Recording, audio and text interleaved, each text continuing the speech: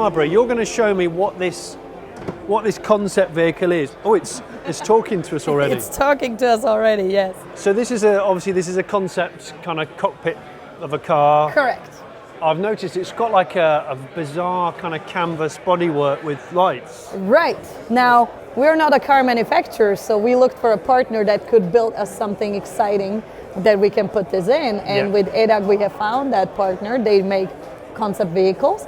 So first of all, we're also talking about shared vehicles, right? So there's no reason why a particular car, which is one physical car, couldn't be used by several people, which it is today already. I'm going to use my thumb. Right, and this could be your phone or your wearable or your keychain, whatever. Okay. Anything that stores your identification in a way. Whoa. And this would build up for you.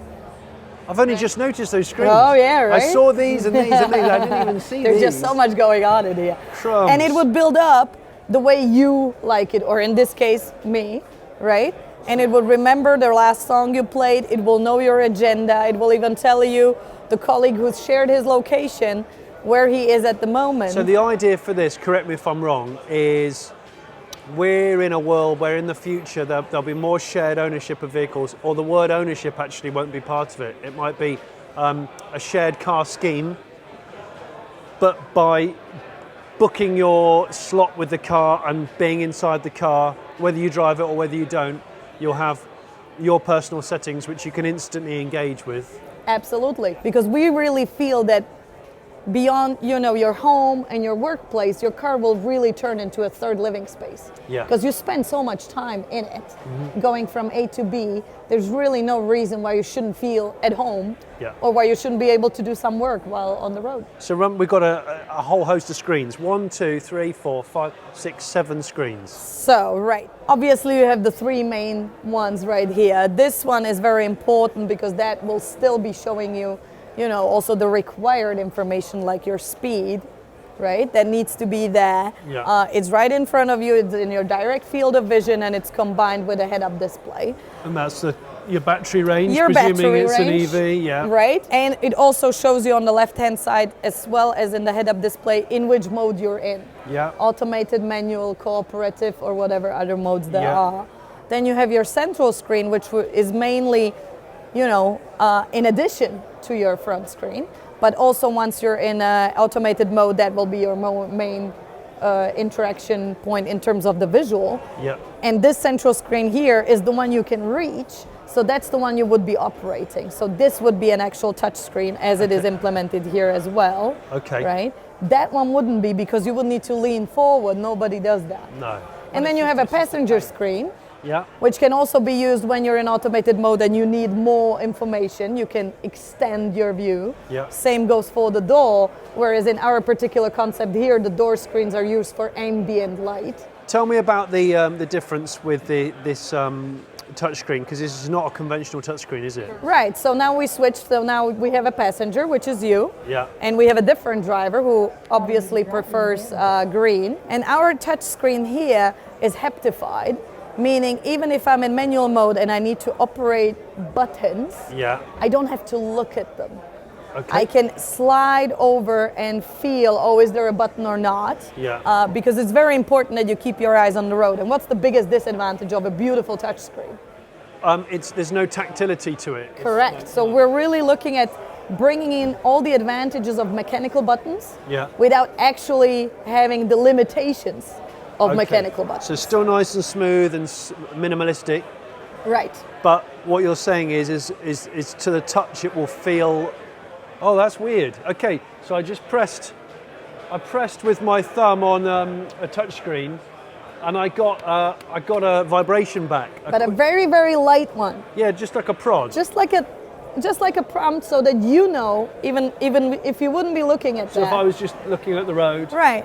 So let's say you want your music louder, right? Yeah, yeah. You could use the slider and actually physically feel it moving. I saw you earlier doing some kind of gesturing. Right, so right now I'm in manual mode, so let's assume my hands are on the wheels. You're driving. And by a gesture like that, I can open up certain things on my central screen, because again, as we talked earlier, it's too far to be touch. Yeah. Right? And people want to lean back and just It's too operate it distracting. like that. It's too distracting. So touch here, no touch over there. Let's say we want to play some music. What's this? What's this? This is my mood wheel. See, I hate making playlists. Mood wheel. Oh yeah, but you know, sometimes you drive and you're in a certain mood for something. Yeah, yeah. So you would change the music based on your mood, and it would select songs that actually fit that. Right. And more importantly, it would only show you songs that are available to play at that very moment. So depending on your reception, Yeah. we're If you're currently, streaming and you can't stream it, it won't even show it. It Okay. will only show what you have physically on board. that is useful. So I change the mood, right, based on, So you're feeling like something emo, instrumental, potentially experimental. right.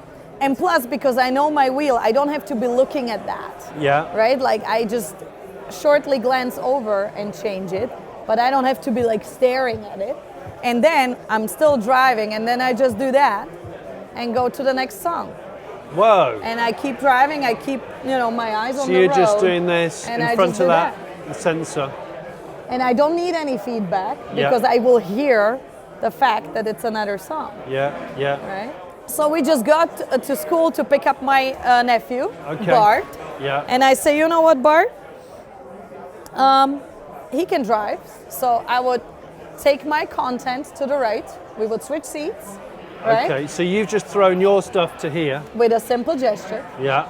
And then, you know, I'm now my nephew. You're now your nephew. And I start up my system as what we talked about before. Oh, now it's all green. It looks completely different. Right. Because this is his preference. This is his personal information. Yours Right. is now here. Right. Okay. And now let's watch this. I'm a beginner driver now because I'm bought, and there's a pedestrian coming from the right. I have additional lights that are in use now warning me of certain things going on. This is the cooperative mode. If you're an experienced driver and you would have so many impulses every day, you would start ignoring them. Think about your parking sensors, right? Yes, The yeah, sound, at yeah. some point you start ignoring them. Yeah. If you only have it, let's say for people who actually need it, or at times where you specifically asked for it, like here, you will not ignore them, Yeah. right? So it's like a lane assist would help. It would tell you, oh, there's a car passing by, maybe in your dead angle, right? And will really keep you on track with more assisted warnings without having to drive itself. And when there's a lane departure or a potential obstacle, it's glowing red or orange. Right, Instead of in being that green. particular area that is relevant. So not the whole thing. The whole thing light up red, as you've seen when we approach that car. But if it's something on the right, it would glow up on the right. If it's something on the left, it would glow up on the left. Yeah, yeah. It's really impressive.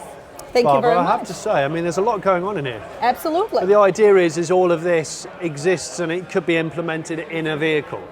And even better, not just, you know, in 10 years from now, many of these technologies are literally available right now. So manufacturers could implement them now for their next models, which means they could be on the road in the next 3 to 5 years. And that's ultimately, you know, that's what we keep going back to. Bosch sells a lot of this stuff business to business. So Right. you want to attract OEMs with this stuff, don't you? Correct, but we implemented a lot of technology here because it's available. We did not implement everything that's possible because we already know it's not necessary. Yeah. And we really draw on the experience from automotive that our company has. Yeah. For, you know, 130 years of Bosch, we know about driving. You guys know what you're doing. So, and then see, okay, which technology is useful, helpful, can be implemented, and should be implemented in a driving scenario. And then we go and test it out. We even have an eye gaze sensor right here that tracks your eyes, and you could operate stuff by looking at it. Really? It's a little bit too far-fetched. People cannot deal with it very well yet. Yeah. So that's one of those technological things that you implement to see how it works. Yeah. And maybe find out, for right now, maybe not yet. So there's cameras watching you and your Right, yeah. eyes and your face. Right, so it's very useful for fatigue, so that the car could recognize, oh, you're too tired because, you know. You're blinking for a long amount of time. Absolutely, and then yeah. it could either suggest a brake, or in worst case, even take over and make an emergency stop. Wow. Same with sensors in the steering wheel. Yeah. Right? So we found that people who start nudging the steering wheel a little bit like this are probably dozing. falling asleep.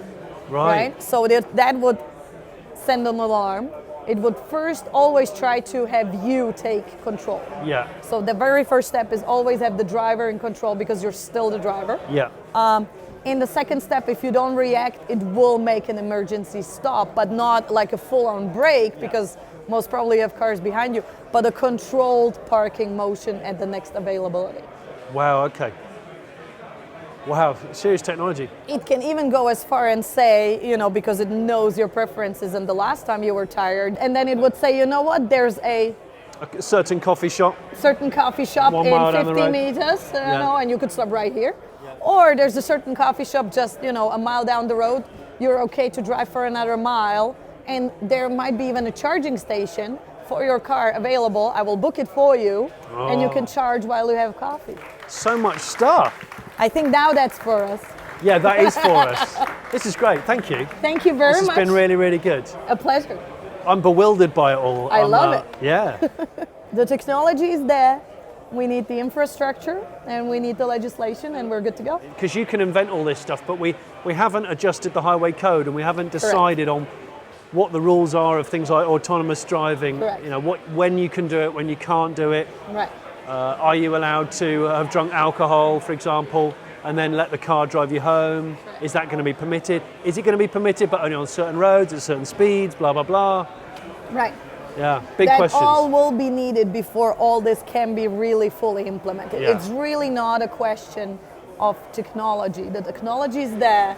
We need the infrastructure, obviously, because you need certain coverage for a lot of these functions. Yeah. You know, it's a lot of small pieces coming together. Yeah. It's like a big puzzle.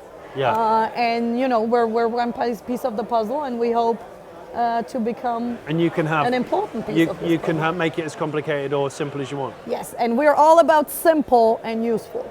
Yeah. It should be for the driver. That's what I like.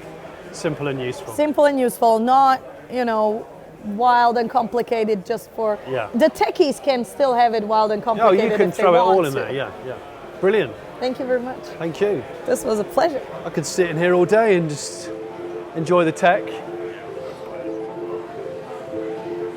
Wow, there's a lot going on in there.